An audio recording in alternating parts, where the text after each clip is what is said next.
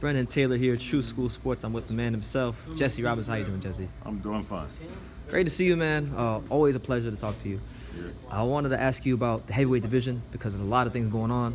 First of all, what did you make of the whole Fury versus Deontay Wilder fight? Well, I was proud of Fury because I told a lot of people that Fury was the guy capable of dealing with Wilder because he's going to be hard to hit. Fury is very technical sound in the basis of defensive. He makes a lot of moves. He know range real good, and he has a lot of technical skills. But he don't, with the fight with Klitschko, he didn't show it was a sloppy fight, but people didn't see what he was doing.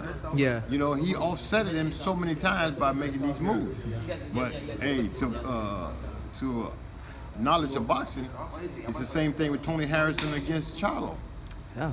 He fought him coming to him and making him react and then counter. But people see it as Charlo won the fight, but because he was more aggressive and he was. Yeah, he was doing all the making the fight happen, So, but a lot of times people want to see the aggressive win, and technical skills sometimes come in play, and they don't get the decisions. But then, hey, the quality of fights is taken to another level, Yeah. And if you could teach some of those skills, it's great because it changes the whole dynamics. It's true. And I like about the Klitschko fight because Fury was offsetting like Klitschko's rhythm. Same thing with Tony Harrison. Like it didn't look like to the untrained eye that he was doing much. Right. But there's a reason Charlo couldn't hit him the way he was hitting these other guys. Yeah, exactly. See, every time a guy load up, he make a move and make him pull range and change the whole dynamic. But people don't see that. All people see, oh, he got to knock him out, or he have to every punch and make things happen. No, it don't work like that. Yeah. If the judge is fair and they see what their judges were seeing right at the table, then they know boxing to the knowledge of the game, the sweet science of boxing. Sweet science. That's right. Big shout out to Tony Harrison. I know he's like one of the last Kronk fighters, or one of the. I know he was trained by Manuel, like one of the last fighters. Exactly. But his daddy trained him well too. His daddy real good. Okay. Yeah. All right. What do you think about like Fury versus Wilder, the rematch? Like if it happens, like how do you think it's gonna play out? Well, you got to understand one thing. Wilder go for knockout. Bad intention each round. When a guy pitches at you like that, they say you keep swinging, you're gonna hit something, and that's what he do. He ain't very technical fighter, but believe me, if he hits you, make contact, you get results. Yeah. That's what his whole thing is. He load up, and guess what? He go for the knockout. And if you go for the knockout, you can knock him out. That's it. But he has the intention each round, each minute, each second to knock you out.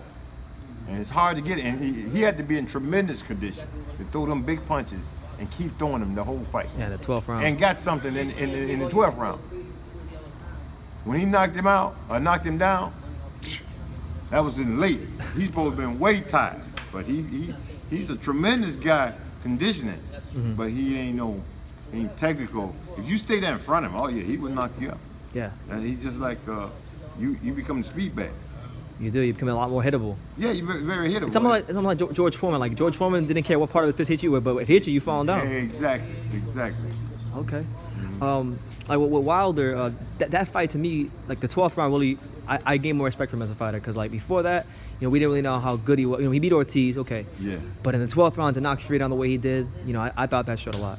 Oh, that showed. Listen, take that type of conditioning and go to that level, throwing big punches each round, and winding up catching the guy at the end of the 12th round and throwing the punches he was throwing.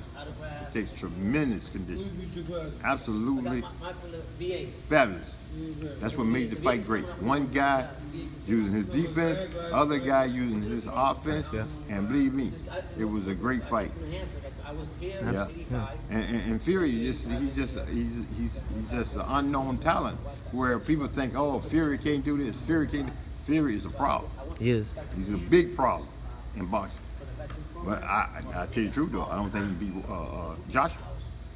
You're the second person that I've interviewed that said that. Stacey McKinley said the same thing. Well, the reason why he won't beat Joshua have a rhythm. He uses range. He bounces in, he bounces out. He bounces in, he bounces out. So you ain't gonna be able to connect on him like you connect on Wilder. Wilder comes straight at you, loading up. Every time you load up, that man make a slick move, and hey, go by him. Hey, listen, just like, hey, here it come. Like Muhammad Ali said with George Foreman. Here it come. Here it come. See, when you load up, like, here it come. You know, so if a guy's smart and relaxed, he can beat them punches. But if he don't relax and don't know boxing, he gonna get caught. But Wilder ain't gonna stop throwing him though. Yeah. When that bell rings, it's a thing. He won't stop until it says that again. Yeah. Yup. Okay. Well, let me ask you this: now that we've seen Wilder fight Fury, do you think do you think any differently about Wilder versus Joshua? Because I know you thought you said Joshua will baptize him.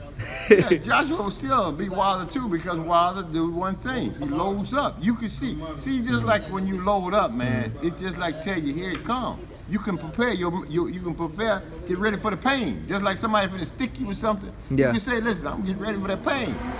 See, it's like every time he do. But if he was shooting jabs real slick and right hand behind the jab, then Joshua couldn't see it, and he could put him to sleep. But you never know when a guy like Wilder's a puncher, man, and he go for the punch.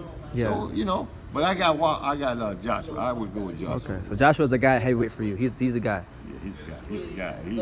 He's technical sound in a sense. People didn't like his last few fights, but you got to understand, he fought a little cautious because their boy bragged up so bad that he could knock him out.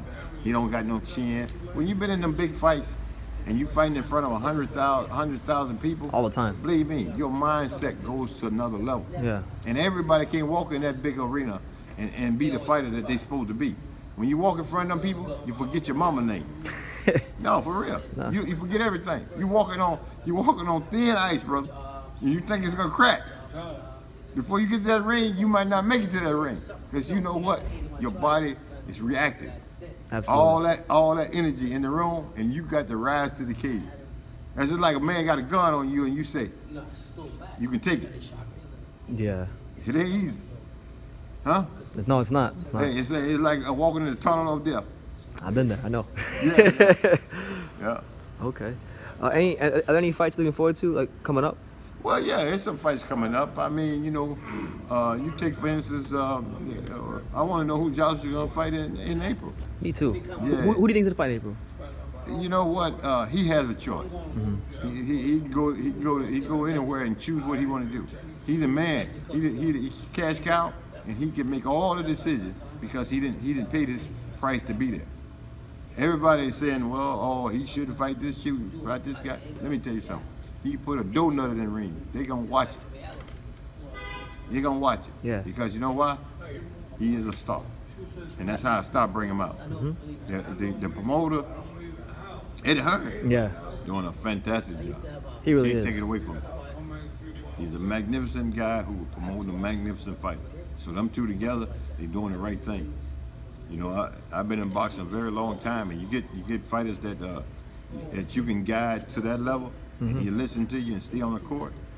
It's great, man, because most guys, they jump and do something different and hang themselves.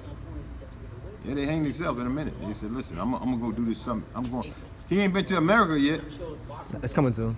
Yeah, he might come soon, but guess what? They're gonna do it at the right time. Everything is timing. Everything's timing. You don't just jump up and do things like you want it. You do it properly. And guess what? You'll be successful because the whole team behind it. That makes sense. Yeah. Huh? Yeah. He got the referees, he got the judges, he got everybody. Brother, every punch count. And that's gonna be a machine that runs pretty good for a while if they keep it up. It's gonna take a special fighter to beat that man. Yeah. Oh man, you get so many people calling you, telling you what they can do and all these things they got for you, and they promise you this and promise you that. Let me tell you something. And know what happened? Nothing. He done made it. He made it happen. Okay. Any message to the boxing world about just what you guys got going on here at the Heavyweight Factory, or what you got going on, or boxing in general? We got to keep everything on the down low until it happens. A lot of things be talked about. Yeah. But guess what? They can't be presented until the right time. So we're gonna look and see. We just said coming soon, something good. Okay. And I keep you updated. You be here, and we keep the open communication. Absolutely. All right. Yeah. Jesse Robinson, pleasure as always. Thank you for talking to True Thank School you, man. Sports. Thank you for coming out and do this interview. Absolutely.